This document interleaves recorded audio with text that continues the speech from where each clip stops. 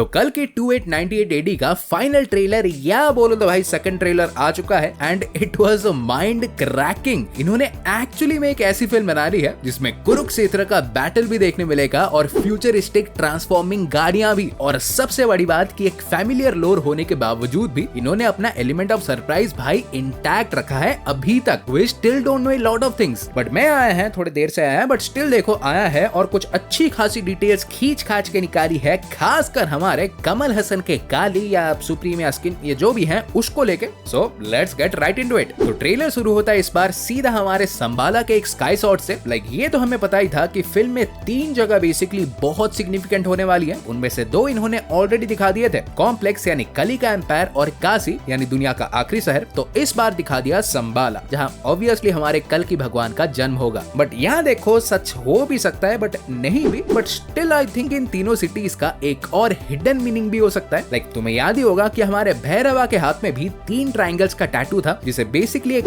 वैल्कनेट symbol कहा जाता है और माना जाता है कि हर ट्रायंगल एक एक रेल्म को रिप्रेजेंट करते हैं, जैसे कि अर्थ, हेवन और हेल। और ट्रायंगल्स का इंटरलॉक्ड होने का मतलब ये 3 रेल्म्स एक्चुअली एक दूसरे से कनेक्टेड है। तो वैसे ही आई थिंक कल की यूनिवर्स में ये 3 सिटीज भी एक्चुअली उन 3 रेल्म्स को रिप्रेजेंट करते होंगे, जैसे कि काशी जिसके रिसोर्सेस जाने के बाद वो एक तरह से लोगों के लिए हेल ही बन चुका है। फिर संबाला अर्थ को करता होगा क्योंकि एक तो वहाँ इन्होंने पौधे और बारिश दोनों को ही दिखाया, और सबसे बड़ी बात वहाँ भगवान जी भी जन्म लेंगे। एंड फाइनल में कॉम्प्लेक्स में भी हेवन को करता होगा क्योंकि वहाँ ऑब्वियसली दुनिया का सारा रिसोर्स है। बहुत लंबा रीच हो सकता है, सो और आगे नहीं जाते, पीछे ही चलते हैं। सो हाँ, संबाला के एक स्काई शॉट से ट्रेलर की शुरुआत होती है और सबसे पहले इस ट्री को नोटिस करोगे तो ये में भी भाई अश्वत्थ ट्री हो सकता है, एक ऐसा पेड़ जिसके रूट्स हमारे ऊपर हैं और ब्रांचेस नीचे। पर इसी दौरान अश्वत्थामा हमारे भैरवा को हराने के बाद पद्मा जी को लेकर संबाला पहुंचते हैं और इनके यहाँ कदम रखते ही बारिश हो जाती है, जो कि सीधा यही सिग्निफाई कर रहा है कि कोई बहुत ही खास आ चुका है। इनफैक्ट नोटिस करोगे तो सिक्योरिटी भाई सॉलिड है यहाँ पे, ये पूरा एरिया ऐसे पहाड़ों से सराउंडेड तो है ही, और इसीलिए जब रेडर्स हमारे अटैक करेंगे तो उन्हें पहले इनके सील्ड और माउंटेन्स को भेजना होगा। But by the looks of it अंदर भी भाई सब कुछ प्रिपेयर्ड है, जैसे कि कोई वॉर की ही तैयारी कर रहे हो। दीवारों पे लेजर्स लगे हैं, लोग ट्रेनिंग कर रहे हैं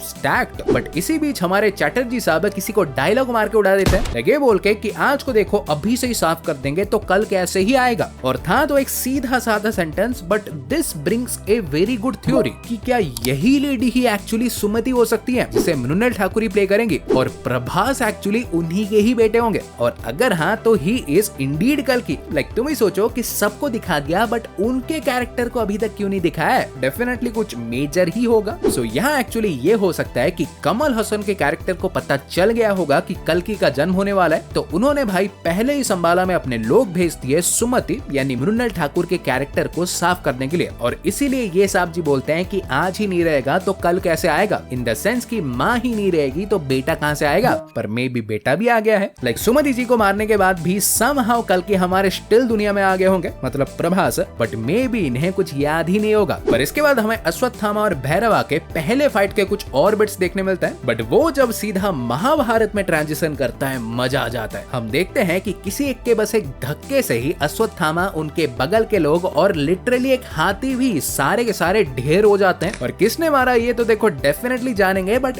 जानने से पहले इन हाथी जी पे बात कर लेते हैं क्योंकि जवाब शायद यही ही प्रदान करते हैं। लाइक इस हाथी का नाम भी एक्चुअली देखो अश्वत्थामा ही हो सकता है और इसके पीछे एक बहुत ही लंबी स्टोरी है, बट मैं तुम्हें जितना छोटा हो सके बताता हूँ। लाइक एक्चुअली देखो महाभारत के टाइम कृष्णा जी और पांडवस को ठीक से पता था कि वो द्रोणाचार्य को हरा नहीं पाएंगे, तो कृष्णा जी ने प्लान बनाया कि चाहे हम हरा नहीं पाएंगे बट अगर द्रोणाचार्य को ये पता चला कि उनके बेटे अश्वत्थामा मारे गए हैं तो वो खुद ही दुख में टूट जाएंगे। तो इसीलिए हमारे कृष्ण भगवान ने भीम को कह के एक हाथी को पहले अश्वत्थामा का नाम दिलवाया और बाद में जाके उसे भीम के ही हाथों साफ करवा डाला और द्रोणाचार्य को ये खबर सुनवा दिया कि अश्वत्थामा जा चुके हैं, जिससे वो बड़े ही आसानी से हार गए। बट हाँ, द थिंग इज कि क्योंकि हाथी जी यहाँ पे हैं तो ये मोस्ट लाइकली भीम हो सकते हैं। लाइक पहले इनके सफेद पोशाक को देख के मैंने सोचा था कि कृष्ण भगवान ही होंगे, बट जितना मैंने सुना है कि कृष्ण भगवान ने महाभारत में किसी भी तरह के हैंड टू हैंड कॉम्बैट में पार्टिसिपेट किया ही नहीं था। सो इन शॉर्ट पक्का तो भाई मैं भी नहीं हूँ,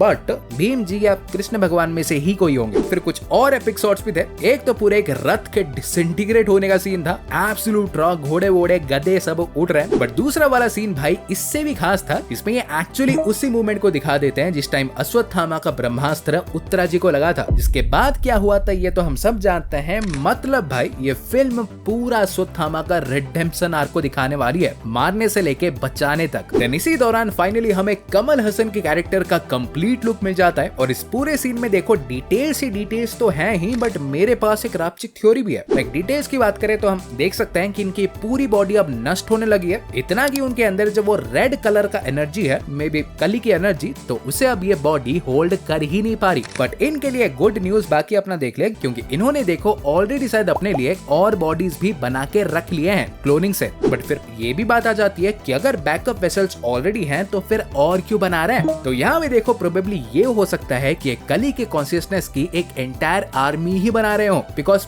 याद करोगे तो ये भी कहा जाता है कि कली कोई इंडिविजुअल नहीं है, वो एक्चुअली हम सबके अंदर की बुराई ही है, जिसे कल की भगवान एंड में आके मिटाएंगे। सो हो सकता है कि प्रोबेबली अपनी एक पूरी आर्मी ही बना रहे हो और इसी को ही वो बोलते हैं एक नया युग। फिर फाइनली सबसे बड़े डिटेल यानी इनके पीछे के इन 6 बॉल्स को देखे, हो सकता है ऐसा कुछ भी ना हो, बट तुक्का मार लेते हैं भाई, हर कोई मार रहा है। लाइक व्हाट इफ ये balls actually 6th path powers को पोजेस करती हो। ऐसे नरूटो में तुमने देखा होगा, बट इसे एक्चुअली हमारे हिंदुइज्म और बुद्धिज्म में भी मेंशन किया गया है। सो हो सकता है कि हर बॉल एक एक रेल्म या डेटी के पावर को पोजेस करते हो, जैसे कि God, demigod, human, animal, ghost and hell. Like imagine कर रहे हो अपनी पूरी एक आर्मी और उनके ऊपर इन 6 तरह की यूनिवर्सल पावर्स भी। बट फिर हम शायद फिल्म के क्लाइमैक्स में शिफ्ट होते हैं। लाइक रेडर्स तो संबाला में एंटर कर ही चुके हैं, पीछे उनके शिप्स देख सकते हो। बट दूसरी तरफ में भी हमारे अश्वत्थ पेड़ के आगे अश्वत्थामा वर्सेस भैरवा 2.0 भी चालू हो गया है, और वो भी इस बार लिटरली एक मैक रोबोट के साथ। लाइक भैरवा ने एक्चुअली शायद पिछली बार हारने के बाद बुज्जी में कुछ मेजर मॉडिफिकेशंस किए होंगे, जिससे ये अब एक रोबोट में ट्रांसफॉर्म हो सकती है। बट अश्वत्थामा भी कतई कम है नहीं, ये ना कि ओनली पूरे रोबोट के फोर्स को अपने हाथों से रोक लेते हैं, बट शायद भैरवा ने कोई मिसाइल भी मारी होगी तो उससे भी भाई कैच करके मूली की तरह फेंक देते हैं। मजे आ जाएंगे भाई जब एक एक करके सारे मॉडल्स देखने मिलेंगे। सो डिटेल्स तो देखो इतने ही थे, and I think we all know ये फिल्म भाई एक मैसिव क्लिफहैंगर के साथ एंड होने वाली है। लाइक कली की साइड आई थिंक मे भी जीत जाएगी, बट भैरवा को फाइनली रियलाइज हो जाएगा,